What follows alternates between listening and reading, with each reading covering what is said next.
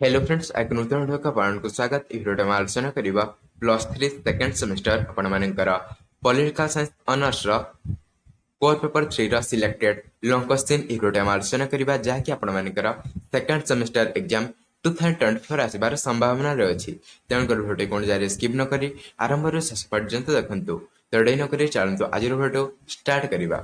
Core paper 3 political science honours second semester exam 2024 selected long question. तो प्रथम long question रे अछि जंतु स्वाधीनता कौन, स्वाधीनतार नकारात्मक और सकारात्मक दिग को बुझाई लेख। या होची प्रथम सिलेक्शन लॉन्ग क्वेश्चन। तापर रे अछि प्रश्न नंबर 2 रे आस्तिवाचक स्वाधीनता एवं वास्तववादी और जनप्रिय स्वाधीनता विषय विश्लेषण कर।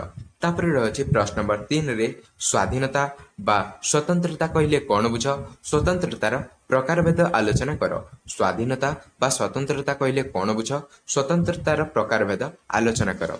तापर चतुर्थ सिलेक्टेड लॉन्ग क्वेश्चन होची चिंता, अभिव्यक्ति बा मत प्रकाश और विरोधी मत पोषण स्वाधीनतार गुरुत्व आलोचना कर। चिंता, अभिव्यक्ति बा मत प्रकाश और विरोधी मत पोषण स्वाधीनतार गुरुत्व आलोचना कर। तापर रही प्रश्न नंबर 5 रे समानतार अर्थ कौन, समानतार प्रकारभेद आलोचना कर। समानतार अर्थ कौन एवं समानतार प्रकारभेद गुड़िक आलोचना कर। तापर प्रश्न नंबर 6 रे रही औपचारिक समानता और सुविधा सुजोग समानता संबंध में आलोचना कर। औपचारिक समानता और सुविधा सुजोग समानता संबंध में आलोचना कर। तापर रही प्रश्न नंबर 7 रे देखंतु समानतार गुरुत्व आलोचना कर। समानतार गुरुत्व कौन रही आलोचना कर। तापर प्रश्न नंबर 8 रे सिलेक्टेड लॉन्ग क्वेश्चन रही न्याय कहले कौन बुझ, न्यायर प्रकारभेद आलोचना कर। न्याय कहले कौन बुझ एवं न्यायर प्रकारभेद गुड़िक आलोचना कर।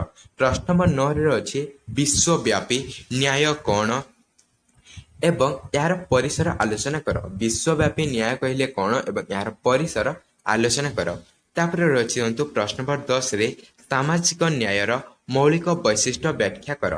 सामाजिक न्यायर मौलिक वैशिष्ट्य गुड़िक व्याख्या कर बा आलोचना कर। तापर रही प्रश्न नंबर 11 रे पद्धतिगत न्याय धारणा को आलोचना कर। पद्धतिगत न्याय धारणा को आलोचना कर। प्रश्न नंबर 12 रे रही सिलेक्टेड लॉन्ग क्वेश्चन अधिकार और अनुगत्यर संपर्क आलोचना कर। अधिकार और अनुगत्यर संपर्क आलोचना कर।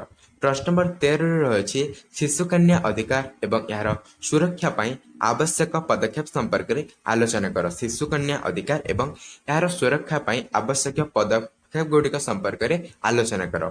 तापर रही प्रश्न नंबर 14 रे अधिकार अर्थ और प्रकारभेद आलोचना कर। अधिकार अर्थ एवं अधिकार प्रकारभेद गुड़िक आलोचना कर। तापर रही प्रश्न नंबर 15 रे सिलेक्टेड लॉन्ग क्वेश्चन मानविक अधिकार 3 पीढ़ी विषय एक संक्षिप्त विवरणी प्रदान कर। मानविक अधिकार 3 पीढ़ी विषय एक संक्षिप्त विवरणी प्रदान कर। तो आपण मन जदि यार पीडीएफ पाइप चाहते आमर टेलीग्राम चैनल जॉइन हो। टेलीग्राम चैनल लिंक आपण मानक डिस्क्रिप्शन बॉक्स रे दिया है। डिस्क्रिप्शन बॉक्स जाई से लिंक रे क्लिक करंतु एवं टेलीग्राम चैनल जॉइन हो सब पीडीएफ कलेक्ट करंतु जहाँफल कि आपण मानक पढ़िबारे सहाय्य हो। तापर प्रश्न नंबर 16 रे अछि आधुनिक गणतांत्रिक राष्ट्र रे नागरिकटी उपभोग करुवा अधिकार गुड़िक वर्णना कर। आधुनिक गणतांत्रिक राष्ट्र रे नागरिकटी क्यों अधिकार गुड़िक उपभोग कर विषय वर्णना कर। तापर रही प्रश्न नंबर 17 सिलेक्टेड लॉन्ग क्वेश्चन राजनैतिक अनुगत्य कौन, राजनैतिक अनुगत्यर विभिन्न तत्व और सिद्धांत संबंध में आलोचना कर। राजनैतिक अनुगत्य कौन, राजनैतिक अनुगत्यर विभिन्न तत्व और सिद्धांत संबंध में आलोचना कर। प्रश्न नंबर 18 अच्छी राजनैतिक तत्व रे राजनैतिक अनुगत्य मुद्दा विषय आलोचना कर। राजनैतिक तत्व रे राजनैतिक अनुगत्य मुद्दा विषय आलोचना कर। तापर रही प्रश्न नंबर 19 सिलेक्टेड लॉन्ग क्वेश्चन न्यायर पारंपरिक तत्व उपरे विशेष सविशेष धारणा दियो। न्यायर पारंपरिक तत्व उपरे सविशेष धारणा दियो। प्रश्न नंबर 20 रही सांप्रतिक समाज रे मृत्युदंडर प्रासंगिकता उपरे लेख। सांप्रतिक समाज अथवा वर्तमान समाज रे मृत्युदंडर प्रासंगिकता उपरे लेख।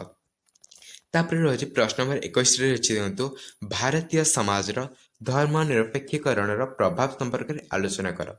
भारतीय समाज धर्मनिरपेक्षीकरण प्रभाव संपर्क में आलोचना कर। तापर प्रश्न नंबर 22 रही सिलेक्टेड लॉन्ग क्वेश्चन बहु संस्कृतिवाद कौन, ବହୁଳବାଦୀ ସମାଜରେ ବହୁ ସଂସ୍କୃତିବାଦ ଓ ସହନଶୀଳତା ସମସ୍ୟା ବିଶ୍ଳେଷଣ କର। ବହୁ ସଂସ୍କୃତିବାଦ କ'ଣ ଅଟେ?